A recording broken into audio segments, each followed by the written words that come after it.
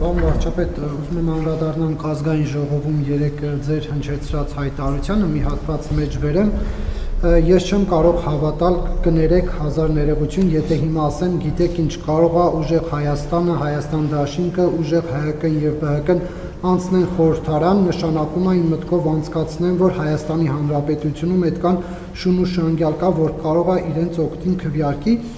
Պարոն Փաշինյան, այսպիսով դուք արդյոք ճնշում չեք գործադրում հայաստանյան քաղաքացիների ազատ կամ արտահայտման վրա, ովքեր կնախընտրեն ոչ թե իշխանություններին քվե տալ, այլ ընդդիմադիր ուժերին։ Նախ թույլ տվեք ասել, որ ձեր մեջբերումը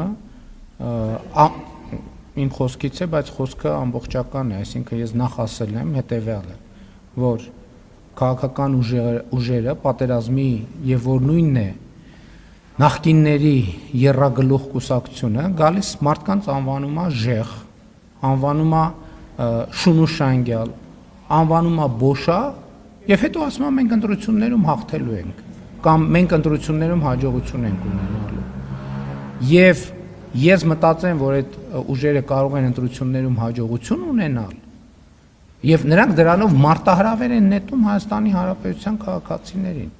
Այսպիսով իրենք պիտակարավորելով իրենց պոտենցիալ ընտրողներին որպես այդպեսին։ Եվ ես ասում եմ, չեմ կարող նախ Հայաստանի Հանրապետության բոլոր քաղաքացիներին կոչ եմ անում իրենց քաղաքական դիրքորոշմամբ ցույց տալ, թե ով է իրականում շուն ու շանգյալը ու բոշան նկատի ունենալով պատերազմի եռագլուխ կուսակցության վերնախավին։ Եվ այո, շատ անհարգալից կլինի իմ կողմից, եթե ես մտածեմ, որ Հայաստանի Հանրապետությունում կան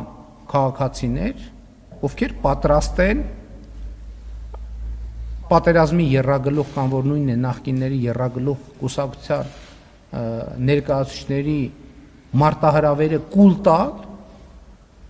եւ այդպիսի քաղաքական ընտրություն կատարել։ Ընդդիմությունը մենակ այդ երեքը չեն, էլի ընդդիմություններ կան, որոնք ոչ ժեղ են ասում, ոչ շուն ու շանգյալ են ասում, եւ ընդհանրապես ինձ համար Հայաստանի քաղաքացիները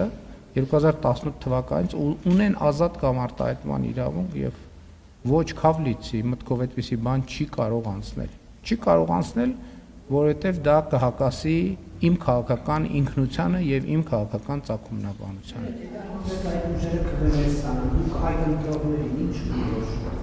Ես էլի ուզում եմ իմ քաղաքական զգացողությունը ասում է, որ երեք ուժերից ոչ մեկը չի հաղթահարելու խորհրդարան մտնելու անցողիկ շեմը։ Ես խոսում եմ պատերազմի եռագլուխ կուսակցության մասին, հիմիջայլոց այդ շատ հետաքրքիր զարգացումներ են տեղի ունենում։ Այդ ուժերը այն սկզբից երբ որ իրանց մտքերի ընթացքը վերլուծում է եւ ասում է, որ այդ ուժերի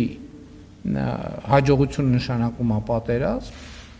իրանք սկսեցին շատ ակտիվ հակադարձել։ Հիմա այդ մարդիկ բաց խոսում են պատերազմով Ղարաբաղը վերցնելու մասին։ Դուք հասկանում եք սա ինչ աղետի պոտենցիալ է Հայաստանի Հանրապետության համար։ Բաց տեքստով են արդեն դրա մասին խոսում։ Եվ նաև էսա պատճառը։ Ես մենակ այս գործոնը չեմ նշում, մենակ անվանարկման գործոնը չեմ նշում։ Օրինակ խորհրդանական քննարկումներ։ Ես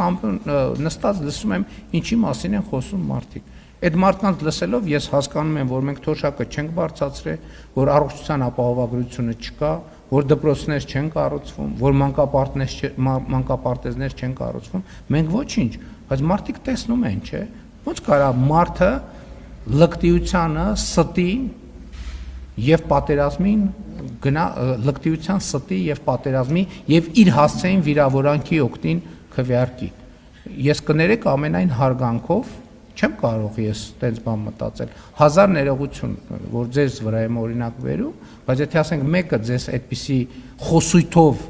ձեզ ընկալի, դուք կգնաք կքվեարկեք իր օգտին,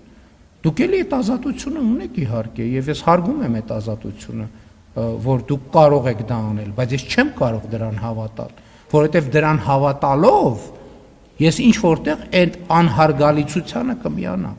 Ես չեմ կարող հավատալ դրան։ Էլի ներողություն եմ խնդրում, որ ձեր վրա եմ բերում օրինակը, բայց